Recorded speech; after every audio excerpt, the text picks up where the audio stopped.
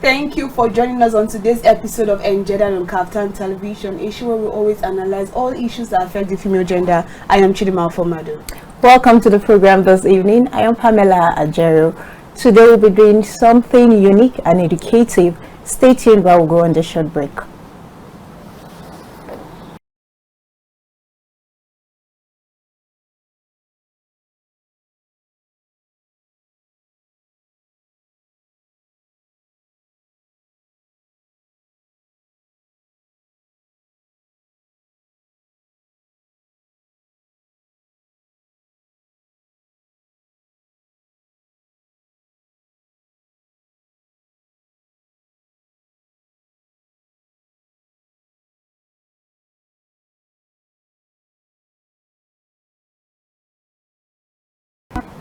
Thank you for joining us on this segment of Engendered, and if you're just joining us, you're right on time because the show is just about to begin. And today we're going to be doing a topic very interesting, something that I think everybody knows about it, but we are ignorant to it, and then we might not know the right term to use. And we're going to be discussing today embracing active bystanding, and we're going to be doing that today with Ogwilaya Eseoghene.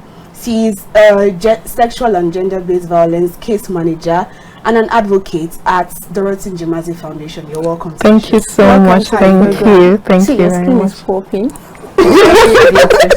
Thank you. I'm so glad to be here. How are you doing? I'm very well. Okay, then we're going to be discussing embracing active bystanding today. Yeah.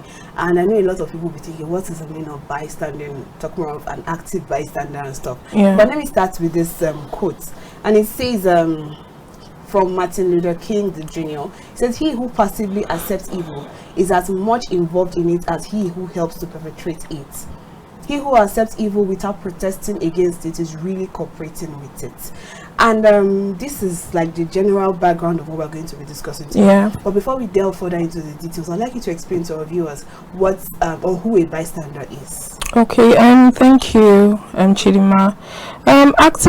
A bystander, to start with, I would say it in a layman's tone, in layman's language. It means see something, say something, do something, right? Just like you said with the Martin Luther King's quote, which says that if you see something happening and you are silent about it, you don't do anything about it, you are also perpetrating evil. So I would say that is a bystander is an opposite of that. So when you see something and you act and you do something towards it, you as a person is already a bystander. Okay, that's who a bystander is. Yes. Okay, can we know, now we're talking about active bystander. Yeah. Why emphasize on the word active bystander? Okay, I would first of all say that there are two types of bystanding. Okay. We have the passive bystanding and the active bystanding, right? So for example, if you see or you witness an abuse going on, right, or violence going on, and you are just there, you do not do anything about it, you just stand. For example, maybe you see a man and a woman having issues outside, or your neighbor, even your neighbor, let's not go far, your neighbor, they're fighting and all that, and you're like, oh, it's not my business, none of my business, let me continue cooking the stew in my kitchen and all that. You are not doing anything, you're just there. That is just passive, right? But you actually going to, even if it is at least knocking on the door, hello, what is happening? You are a bystander and you've actively done something. Okay. Yeah. So once you are just there witnessing whatever is happening and you're not doing anything about it, you're just being passive about bystanding, right? So we use the word passive so it doesn't feel as if you're not doing anything. Right? So but when you do something, when you act, you're already an active bystander. Yeah. Okay. A situation whereby a younger person, let's say a child of 17 years witnessing the parents having issues, what will you how would that child react for the person to be active? Okay, for the child to be active, there are things to do when you are bystanding, right? Okay. So in that particular case, I would say the child would use one of the 5 Ds of active bystanding, which is delegating, recruiting. She can go out. She might not be able to withstand her parents. She might not be able to withstand what the father would do to her or anything. So she can go out, rush out, look for somebody who's older than her. Say, this is what is happening in my house. Can you help me? Can you come? Can you come and see? Can you witness? Okay, so she is also bystanding, and the person that she is recruiting is also a bystander too. So that's that. I would say that if the child goes out and look for somebody who's older than her and say, okay, please, this is what is happening. Can you help me? I don't know how to come in. I don't know what to say. My father is hitting my mother and all that. You know, that's bystanding. Okay. Generally, can you highlight the duties of a bystander? Okay. A basic duty of a bystander is do something. Just make sure you do some. Just make sure you are able to intervene. You are able to intervene, not just intervening, right? So when you are intervening, you have to try to intervene safely in a way that would not be detrimental to your own safety and to the person who you are trying to help. Right, so we know in Nigeria, the situation of the country, you might be like, oh, let me not go and help, so they will not hit me. Let me not go and help, so the case might not turn around. Or maybe a case of, assault or something, and then you say, okay, I want to help this person. I want to take this person to the police station. I want to take this person to the hospital, right? And let me not just go. When I get there, let them not hold me down, right? So in that scenario, you just have to think. You have to think on your feet. What is the possible measures that I can take? How can I be actively involved in doing something and not just, I don't know if everybody in a time, maybe in a time of your life, you just, come across something that is happening and then, you don't do anything about it. And then when you get home, you lie down on your bed, you just want to relax, and then your thought just flies back to, oh, this is what happened during the day. I really wish I could have done something. Yeah. I really wish I could have helped, right? Yeah. So that is you being passive. That is you being passive. But if you had done something, at least you would know that, okay, I did my bit, I did my part, and that's how the world is supposed to work, right? So if everybody has to, put in one way or the other to help in situations of violence, of abuse, it might not even be an abusive kind of way, but just do something.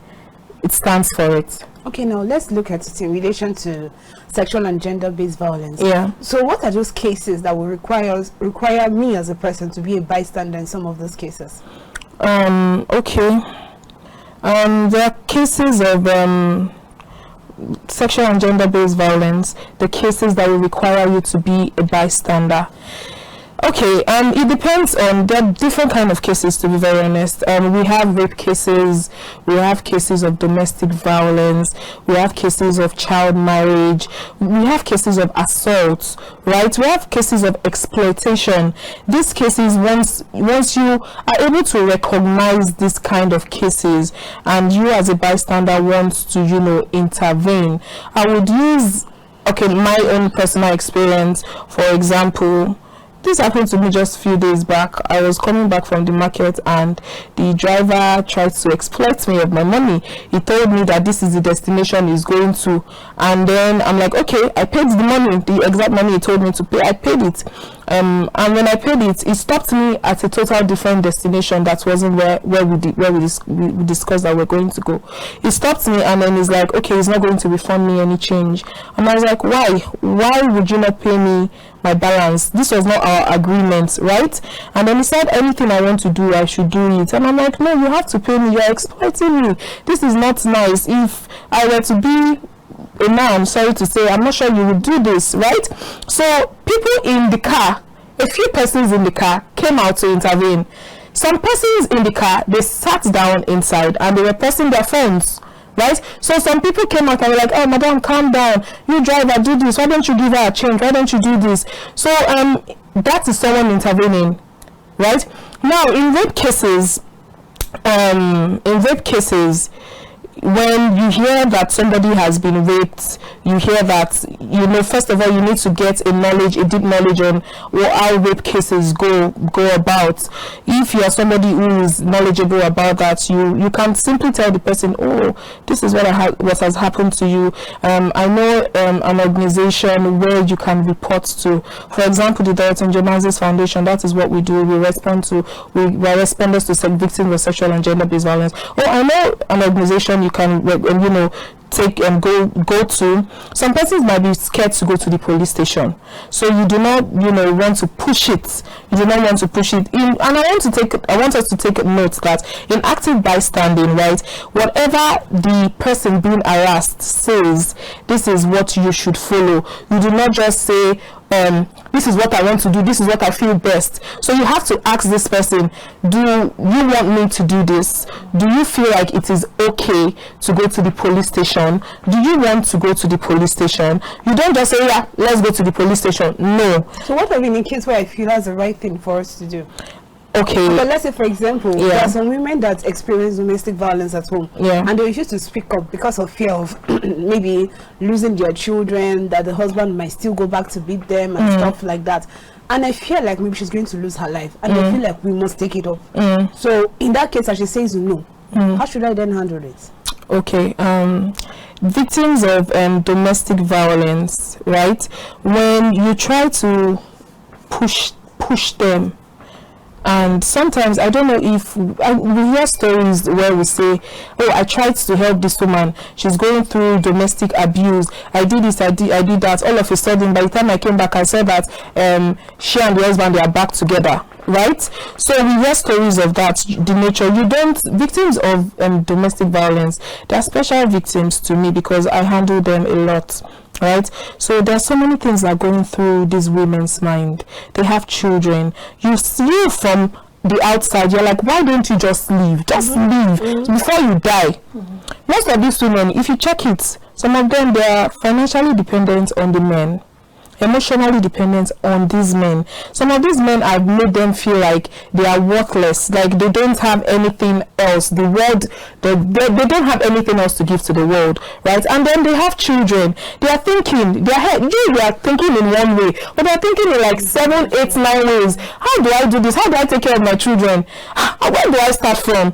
How will the society see me? My family, how do I go back? So there's a whole lot of things that they are thinking. So sometimes it doesn't take a victim of domestic violence to just leave at once. So what you do by standing for them, you try to make them see reasons why they should leave. You try to put out projections to them, letting them know that, okay, if this happens now, what would happen to you? What would happen to your children? If you die today, your children will continue to live. They will live their life, they will grow up, and everything will be fine.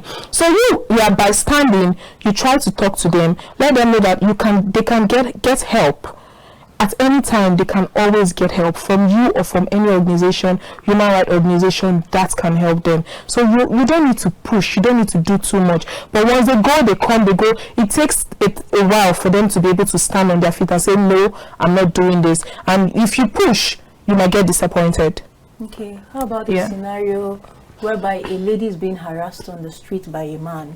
How will you advise a bystander to respond or react to this situation? Okay. You know, when you go to the rural area, when a girl is walking past, you see some guys maybe make mockery of her shape or something like that. How will you advise a bystander to react? Okay. I'm going to put one out there. Catcalling. I don't know if a lot of us know what catcalling is, but I want to say that majority of us, we've been catcalled before. You might be walking on the streets or in the markets. Hey, my color, fine girl, big bum. That's catcalling, and it's wrong. That's harassment. It's wrong. And from your question, a man harassing a lady, it is wrong. You as an active bystander, I know I've been catcalled before, and I know that when I see people being catcalled, even in the market, what I do is, Oga, stop it. Oga, stop it. What's your problem? Leave her alone. Even when you know they are going to lash on you. No, that is what we call moral courage. you doing the right thing, even when you know people do not perceive it as being right, but you morally, you know this is right and this is what should be done, right? So, Oga, stop it. Why are you calling her? They go to the extent of even calling them a shower, all those kind of things. So be like, Oga, stop it. If it is your sister, will you do this to your sister? So you just putting in words. You might not know what you've done for that young lady, but she might go home and be like, oh, thank God, somebody helped me today. And tomorrow I'm going to help somebody, right? So whenever someone once told me that during the course of me doing so many things, doing my work, nobody helped me. But now I see people, I just want to help them.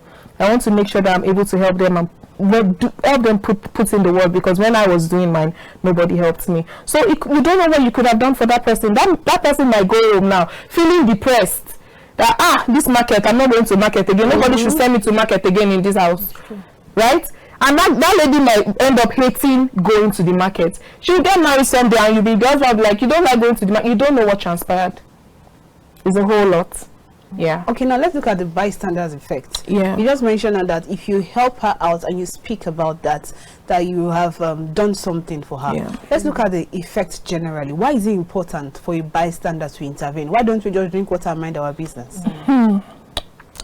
If we drink water and mind our business. If we drink water and mind our business, the world will not be where it is today. That's why we have philanthropists. We have a whole lot of people helping humanity. And I think that everybody should be a bystander. Because at every point in time, we all have needs.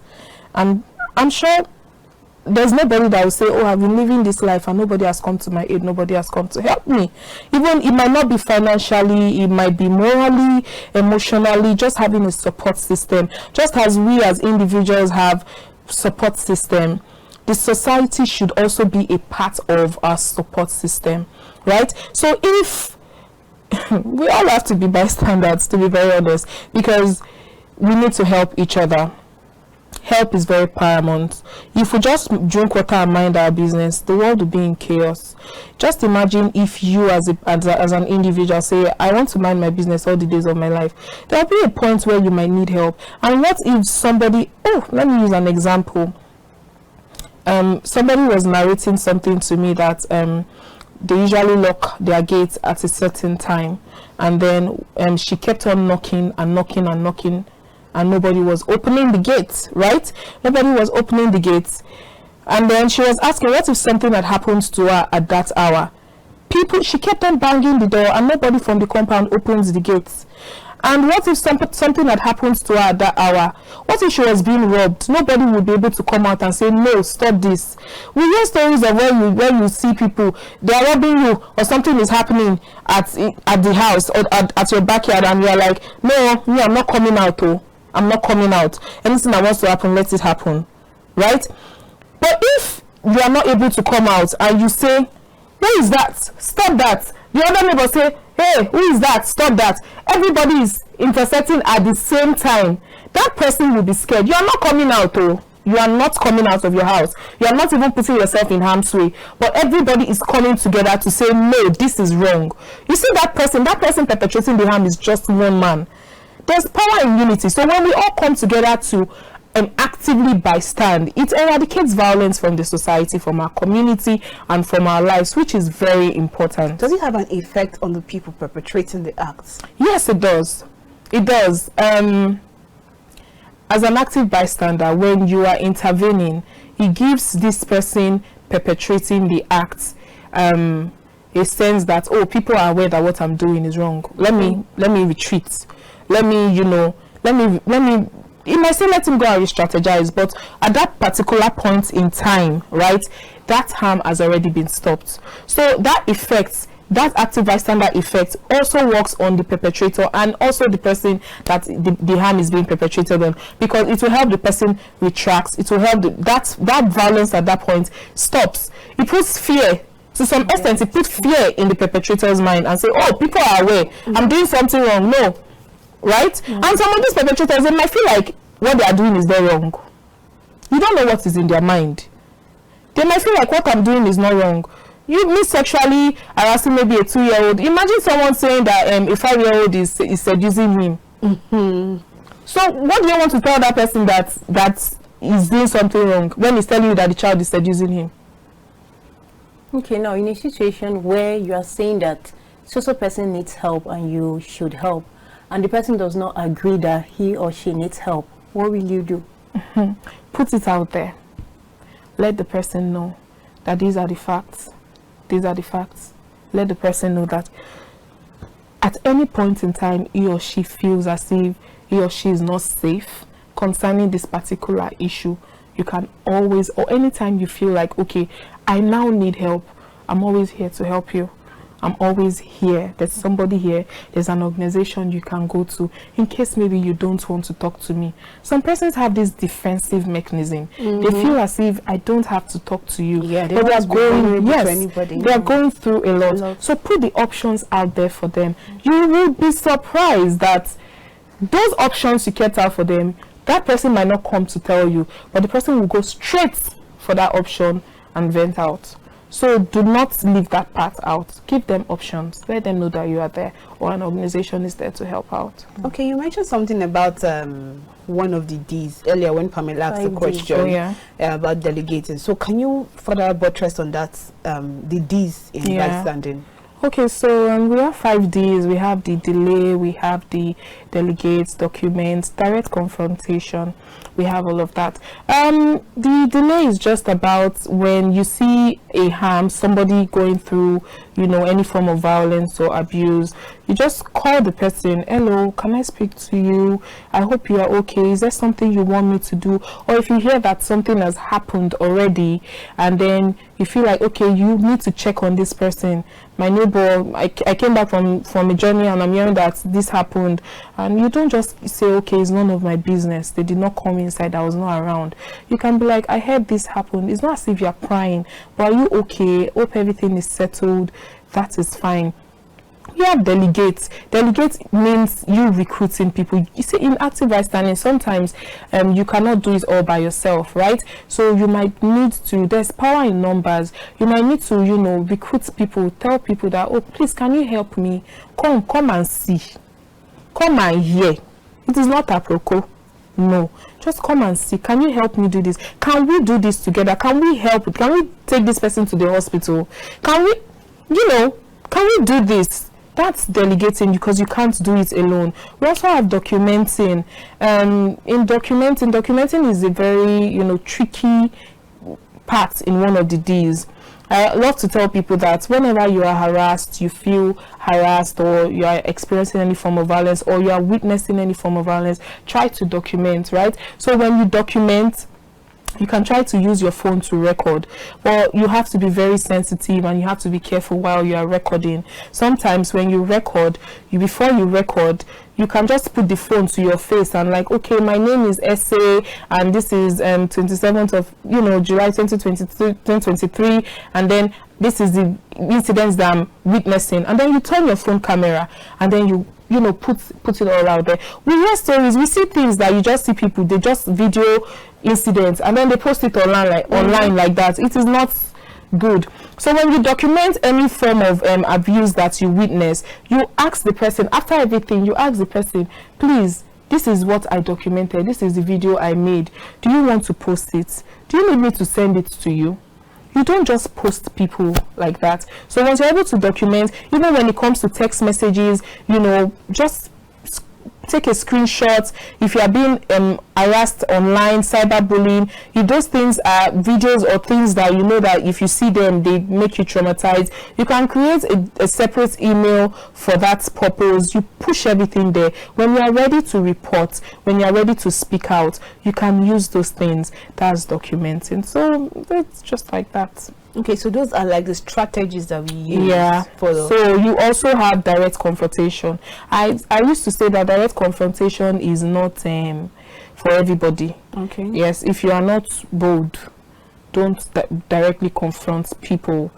You don't know what the next person is carrying. You don't know if the person is harmed. So once you are directly confronting someone, you have to be strategic about it. You can see a man or his wife. You know, the male folks, they do this a lot. They can see maybe a man hitting a woman. I'm like, hey, Oga, stop that. And you want to show your power on a woman, and go and fight your type.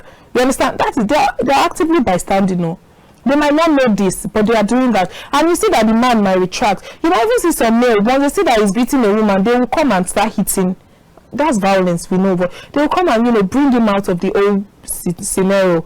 That's direct confrontation. Or if you see somebody, like just like we spoke about the cat calling, Oga, stop it, it is wrong, what you are doing is wrong. You are directly confronting that person, and that person might not know that what he or she is doing is wrong, right? But he will come back and be like, you be like, what I do?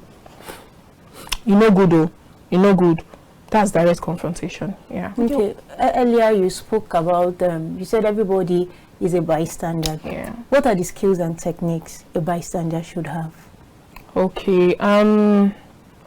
First of all, as a bystander, you should have empathy. You should be empathetic for people, because that's the number one ingredient for bystanding. Once you feel like, oh, this person is going through it, if it were to be me, if it were to be my sister or my brother, what would happen, right? So you should be empathetic about people's situation. You should try to like, okay, let me know what I can do.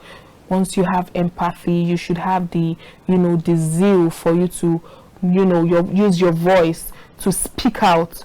It is very important for you to be able to speak out. Use your voice to change things. You should be, even there are some people that might not be able to speak out with their voice, but they can write.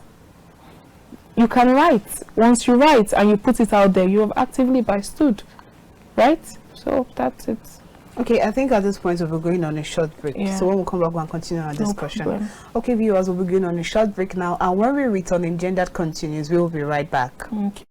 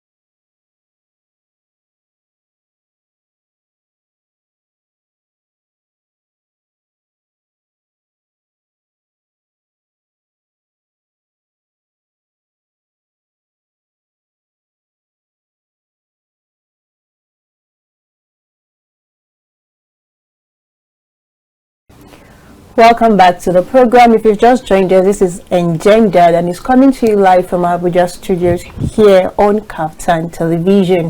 Before we went on that short break, we've been discussing with our guest on the topic embracing active bystanding. And before we went on that short break, our guest was trying to give more emphasis on the skills and techniques of a bystander. Yeah. So the skills and techniques of a bystander, firstly, I first of all said you have to be empathetic about it. We also have verbal and non-verbal gestures. Verbal gestures, it could be your intonation, your tone of voice, right? The way you would say, are you okay? And are you okay? They are two different things, right? So you can ask the handler, Oga, are you okay? Why are you doing that? Are you okay? You can do that for the person that is being harassed. Yes, the victim. Yeah, thank you. So that is one. Non-verbal gestures could be just being beside the target, the person, the victim. You can just be beside the person and ask like, okay, do you want us to go somewhere? Do you want to have a drink? Even your facial expressions. There are some persons that their facial expressions, if they just look at you, you know that what you are doing is not normal. Some persons, you might be doing something and you don't smile about it. The person, like, you think in your brain, am I doing this correctly? Our mothers, they have these eyes they use in looking. So if you as a child, if you are doing something wrong, once they just give you that stare, you know that what I'm doing is wrong, or I better take a U-turn, right? So it doesn't have to just be vocal.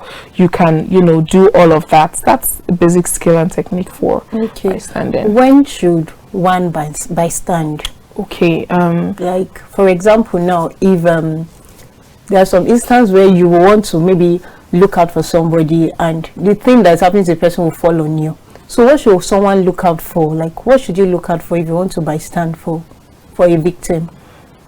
Firstly, I tell people that when you want to bystand, you should look first of all, safety. So when we speak about you know, bystanding and intervention, we cannot overemphasize that without talking about safely. You have to safely intervene and bystand, right? So you think of your safety, you think of the safety of the person who is being harassed or who is undergoing any form of violence.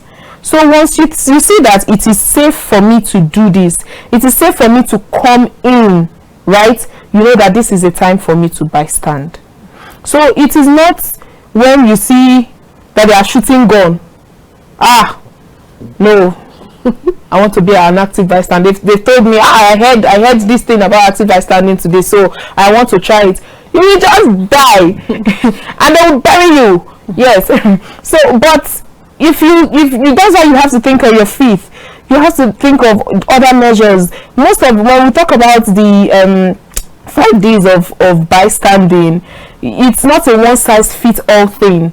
You have to know which method to use while bystanding. Okay. Yes. So for every case, there's a different method to use. Yes, that is. You cannot say that for a rape case you want to, you know, for a rape case you can document. You can. I have, for example, there's a case I was handling of a young girl, a 20-year-old girl who was raped, and then she said after she was being raped, she had to, you know, after the whole thing, she videoed herself. The guy hit her. He used her head to hit on a mirror, and she got a tear on her face and all that. So she videoed herself, videoed the whole thing, and then she kept it. Like I was saying, if you know that these things, when you see them, it traumatizes you, you put them in a, you know, private folder or something. So she had to put it in a private folder that she locked. And then when she was so unfortunate, she got pregnant for this perpetrator, and the guy told her that she should keep the pregnancy, that in his religion, in his culture, abortion is a sin. So she was in touch with the yes, she was in touch with him. They knew, not like they don't know each other. Okay. Yeah, but he raped her, and then he traveled, and then all of this happened, and then he was telling her she shouldn't remove the baby, that it is against his culture and his belief for him to abort. And I'm like, okay, so the raping is not against your religion and your culture. So every of their conversations, WhatsApp chats, voice recordings, she screenshots it, she sends it, and she forwards it to me as a case manager, right? So we have, and I told her these are the ways to enter him. Ask him questions, direct questions. When he's talking, ask him about, oh, so is that why you raped me? And then hear him speak. If he's saying no, he's denying it. But fortunately, unfortunately, this guy, on several occasions of the voice notes that they've had, he did not deny raping her. So this is a good case. If we're able to nab him, we don't need to talk too much. We just present these documentations and you go straight to jail. Yes, so it is not a one-size-fits-all thing. For different things, you have to, you know which one works. If you are seeing somebody that is in need of something very important, instead of you to start recording, if it's something that you can actually put in your hands and help at that moment, why do you need to record? Somebody is drowning and you want to start recording. Why are you recording? You understand? So you have to think and like, okay, what works for this situation? Let me use it. Let me do this.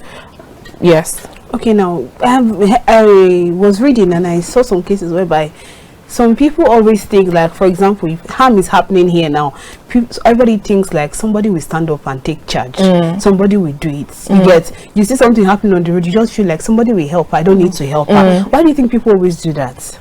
I would, like, personally, I think I've been a victim. There was a time I was going on this road, along this Kuba road, and then there was a lady driving in front of me. I was taking note of her because she seemed like she was just learning how to drive, the way she was holding the steering. And then as she was going, a smaller car tried to maneuver and overtake her, and then she was scared, so she swerved and the car somersaulted. And in my head I was just shouting like, oh my god, oh my god, oh my god. But at the back of my mind I said somebody will help her, and we drove off. And we left. And I was just feeling like, oh my god, I kept talking about it. I came to the office, I was like, I just saw something right now, see what happened to this girl. And the next question my colleague asked me was like, you guys didn't stop? I said, we didn't stop, like, we're going somewhere, other people will help her. And what if everybody like that keeps feeling like every other person? Why do people have that kind of mindset? I would say it is personal. There are people who are willing to help. I would say sometimes did you know the society we live in, we feel like, oh, it's none of my business.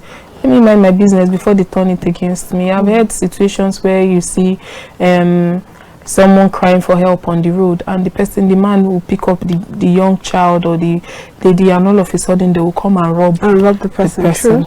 So somebody who has undergone that kind of situation might not want to help, and you sitting close to the person hearing that kind of story, you might not want to help.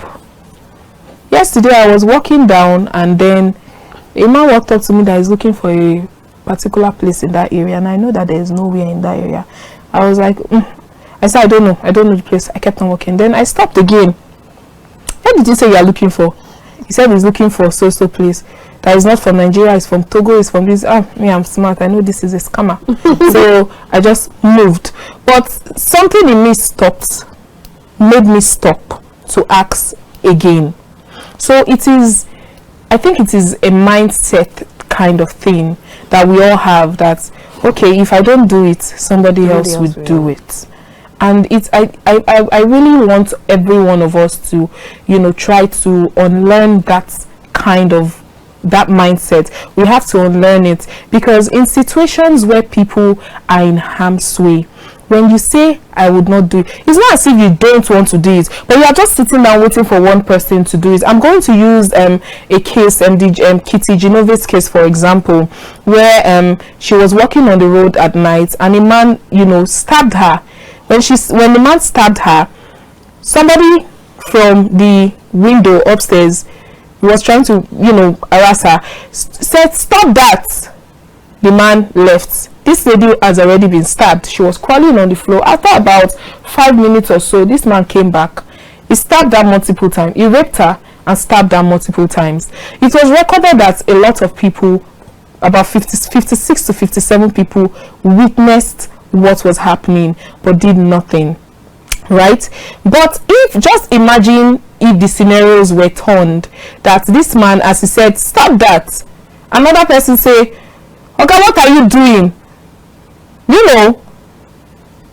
One person has initiated that, another person will second it. When they ask the people that, what happened, why did you not do something, they felt that maybe somebody would do it. That was their response. So you saying one person coming out, and it could be you. I want everybody to have this mindset that, okay, I want to be this person. I want to be this one person who first of all actively bystand, who tries to help, who tries to pitch out my voice for a situation or things that are happening. Because trust me, I don't pray for it, but most times we might find ourselves in a very difficult situation, and you ask yourself that why was nobody was there to help, meanwhile people were there.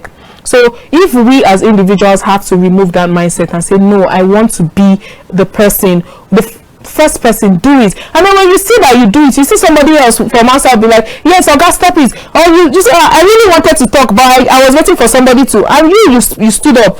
So everybody should try to stand up for what is right with moral courage. Okay, sorry, I still want to emphasize on what you just said now. I would like to ask the importance of follow-up. Like the case you just mentioned now is an application of one of the D's. I think that should be direct confrontation also.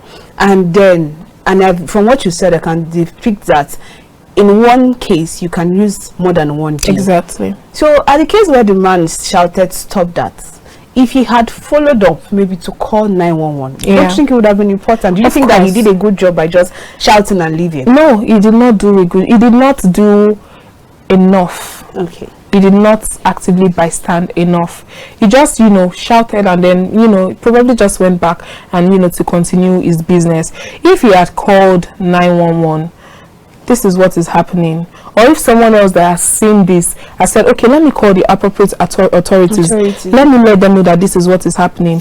And even if you do not show your face, it is something, that girl might not have died. We know how it is overseas. Once you call 911, immediately they pick it up, right? So once you say this is a situation of life and death, you call. It's better. So, like you said, you rightfully said, in situations, you can use more than one strategies for situations of violence, of abuse, when you are trying to actively bystand. You can make reference to, you know, organizations, you can make reference to law enforcement, you can, you know, give people hotlines, you can directly confront people, you can, you know, just raise it.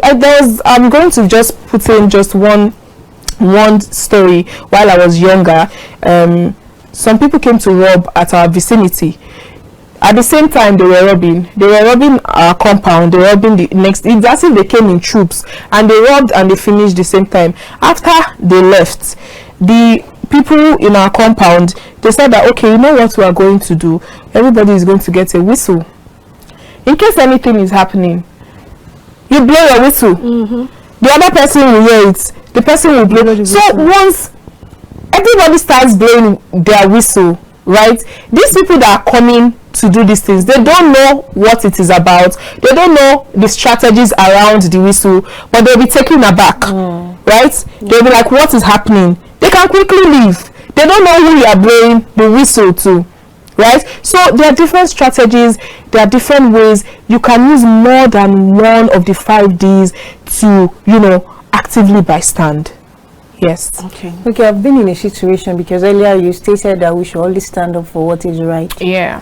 I've been in a situation where I was sincerely standing for what is right, but I wouldn't want to share that story right now. So, but then the person I was to challenge, not like challenge, the person I was faced with was an elderly man and also a leader of the group. So he was like, what is wrong with this girl? You are very daring. How dare you? But then truly, I was telling him, this thing you are doing, you are not meant to do it. But now, because he feels I am young, or maybe he's older than me, I shouldn't talk to him, he said I was disrespectful. In that scenario, what would you say someone should do? Okay, first of all, your tone of voice. Sometimes the way we communicate to people, right? You might feel like at some point, I know that I've been someone who, you know, the tag feminist as angry feminist. Yes. So when they see you, they might be seeing anger, but deep down, rooted in you, it's just the passion and the drive for what you feel is right. So sometimes when we say or confront people, we need to look around the situations of, you know, the age. Where is this person coming from? Sit back. You know, think about it, think it through. You have time to if at that point, what you said, I've been a victim of it. Yes, I've been a victim of it. And I did not just start from now. It started from when I was young. I've been that child where they say, you're very arrogant, you're very rude. How dare you say that? Right? But me, growing up, I knew that, what you're doing is wrong. I'm the child out of my parents. I'm the child that tells my mom, that I will tell her that, mommy, what you're doing is very wrong. You have done this to me and I'm not happy about it. And when you have a mother who is understanding, she'll say, okay, I am sorry about it. So sometimes the way we communicate matters a lot. If you see that it's going to bring arguments, leave it. Don't put yourself on the spot at that moment. don't put yourself at the spot at that moment. Don't put yourself in harm. So we are trying to say you're having moral courage, but in as much as you're having moral courage, you do not want to put yourself in an endangered position where at the end of the day the whole thing will turn back and say no. We know we are in a society where they say, oh, even if your elder is doing the wrong thing, you don't have to say a word about it. Right? But there are ways where you can use to enter your elders and be like, oh, don't you think that if you had done it this way, it would have been better? You can rephrase or ask questions. Don't you think if you had said it this way, it might have been better? Have you looked at it from this angle? Instead of driving directly at your point, no, this is how it should be. I said we are drinking Zobo today, we are not drinking Fanta. You understand? No. You can highlight, these are the benefits of Zobo. Have you looked at the benefit of Zobo? Have you tried researching? Why don't we research together? Why don't you? I'm just using that as an example. Yeah. So you can, go from the cuts through the corners and enter that person. That person might be, strong-hearted and be like, oh, but trust me, that man or that woman will go back when he or she is lying down on her bed. You will rethink it through and say, maybe what this child said is true. Let me check. Our parents might not tell you, our elderly ones, because they don't want to feel little and see that a child is correcting me, right? But trust me, they listen. They might go back. Just try to strategize the approach and it gets better. Okay, we've understood that this abuse is not just done physically. Sometimes it happens online. Yeah. So how do we now react to, or how do we bystand when maybe you're seeing an online harassment or online bullying? How do you react to that? Okay, yes. A lot of people are undergoing cyberbullying, online molestation, online abuse. Sometimes I'm not someone who, actively comments on social media. I just pass by, look, and but there are some people who comment, right? Sometimes when you read comments on social media, you see people being harassed. You see someone saying, oh, you shut up, you this, you're not supposed to do this, you're not supposed to do that. If you want to actively bystand in that, you know that this is wrong, you know that what this person is saying is wrong. I see comments where you see someone else that you don't know the person from anywhere. The person will just come to under your comments and say, Oga, what you are doing is wrong. This is sexist. What you are doing is not right. So now this person has insulted you. But another person, if you want to actively bystand in that kind of situation, when you see someone bullying another person online, just go there with your keyboard and type. They will not come and flog you or beat you in your house.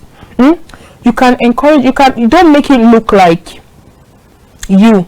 Oh, what you are doing is wrong. They've done it to me before. No. Instead, you don't highlight yourself. You highlight the person that is being targeted, and you can say that, okay, what you are doing to this person is wrong. Okay, why did you say this? Why are you harassing this person? Do you know this person before? Or just put it out there. Let the person know that it is totally wrong. It is not nice. Support the person. Calm down, and you can even tell the person that, oh, I'm sorry that you are going through this, or you go to the person's inbox, I'm sorry you are going through this, blah blah blah, and I tell people that when you are bullied online, if you want to, it's a case, if you want to take it up as a case, you can take it up as a case. Just make sure you document everything and then you put it out there. But actively bystanding when you're online is just basically, talking, having the moral courage of saying what is right. When somebody is harassing another person, just go down there, support the target, highlight the target, right? You might not necessarily be insulting the perpetrator, but support the target, make the person feel safe online. A lot of things are happening online these days, and most of us, we don't even take notice or cognizance of all of this. It causes emotional distress, emotional abuse, emotional trauma. A lot of people, when they drag them, you will see them, they will go and delete their accounts. They just want a safe space. See, emotional abuse has more a lot of effects than what we think sometimes than physical abuse. Yes, physical abuse, somebody can hit you today and you know, you go to the hospital, emotional abuse, somebody can you just see the person who takes sniper and die. Nobody will even see the this thing reminds me of talking about this cyberbullying. Adame, I don't know if blessed memory. Yes. Before during her service of songs, her friend Empress Njemanze mentioned it that when her daughter died, remember she lost her daughter before she died, that someone kept commenting on her page telling her that she was the cause of her daughter's death. And she screen grabbed the message, she munched it and kept it, and she kept on looking at it every day. And it kept causing harm to her. She kept on crying. Like, in her head, she was thinking, could she have done something that would have made her daughter actually die? And that at every point in time, she was hypertensive and always thinking about it until she died. But then people feel like freedom, social media is a place of freedom. I can say whatever I want to say and then get away with it, forgetting the emotional aspects of it. Actually, it's actually very, very sad because a lot of people are going through emotional trauma and distress coming out from social media. True. There are a lot of people that are walking on the streets that are not human beings. I say it, I'm sorry to say, some of them, they are beasts. They don't have, I feel like that is why I put it out there that I think emotional intelligence should be a thing. It's something that should actually, they should actually start teaching in schools. Exactly. So that you know what emotional intelligence is, what to say, how not to say, when to say it, and when not to say it, right? That person in particular that sent that thing, trust me, that person cannot stand her, a blessed memory. That person cannot stand her physically. Physically, yes. A lot of them, these are people that are going through their own thing and they just want to vent out that bitterness and anger on another person. I've been a victim of cyberbullying a lot of times. Somebody will just call you, I want to just text you, when you don't give in, insults, abuse, different kind of things, it just comes and it comes.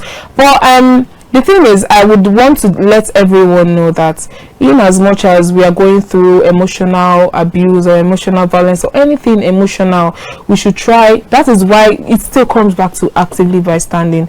You might not be bystanding to a larger community at most, but your next door neighbor can be depressed. You might notice it that, okay, this person is depressed. What can I do to lighten this person's mood? Can I speak to this person? Can I, use myself as an example and tell you that you are not alone. I am going through this same thing, or I've gone through this same thing. This is how I went about it. So bystanding does not actually have to even basically be physical. You could, you could actually be a support system to your brother, to your sister, to your neighbor, to your friends. And trust me, when you do that, you are imbibing something in them that would also want them to do the same thing to somebody. 100%. That is how, they say a drop of water can make a ocean, right? So once we do that and everybody understands the concept of bystanding, the society would be better.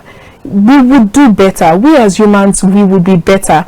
Somebody has told me that when I refuse to, in fact, call that person a ritualist because the person just messaged me, a long time person, but I've not met the person before. And the person was like, are you in Lagos? I'm like, no, I'm not in Lagos, I'm in Abuja. And they're like, okay, gave an angry emoji. I'm like, are you okay? Is everything okay with you? He said, no, that is why you are obese. You are obese. You'll be obese today, you'll be obese tomorrow, you'll be obese for the rest of your life. And I said, oh wow. I said, you're in Lagos? Said yes. I said, okay, maybe there's a mental evaluation hospital close by. I think you need to go so that they will check you, because I'm sure that all is not well with you. Love and light, you need prayers, and I pray you heal. Right? So there are people like that they are not mentally okay. And that is why it is very important for us as persons to also have a good high self-esteem. Exactly. Because if you didn't have a good high self-esteem, you would have broken you down. We're talking about this when I was saying that the fact that people always come out to social media to seek validation is another topic. You feel like that is where your life should be. That is where you should be validated. You feel on your post, once you make a post, everybody should love your post. It's not compulsory. It's not. You're not buying them data to start with. Everybody likes you. Exactly. So for the fact that you're on social media doesn't mean that you should be accepted. said, you should have your own self-esteem. So someone like me, you can come to my page and say anything you want to say, and I will not say a word to you because I choose to ignore you. You're not relevant. I know who I am, right? And I think that's why it's very important for we as individuals to have a good self-esteem. Thank you so much for your session. Thank you so much. Thank you. Yeah. Okay, viewers, you heard it all from our guest, and I will wrap it up with this. From everything she has said, I just realized that if you feel everything is normal, catcalling, harassment, molestation is normal, you're just only accepting it as a norm, and it means that that evil that is perpetrated now in the next generation to come to still be carried out again. And don't forget that the safety, the golden rule of being an active bystander is only intervene when it is safe to do so. Don't put yourself in harm's way. If you see a situation where you can't handle and you feel like you can't handle it by yourself, look for people. There's power in numbers. Delegate persons, documents.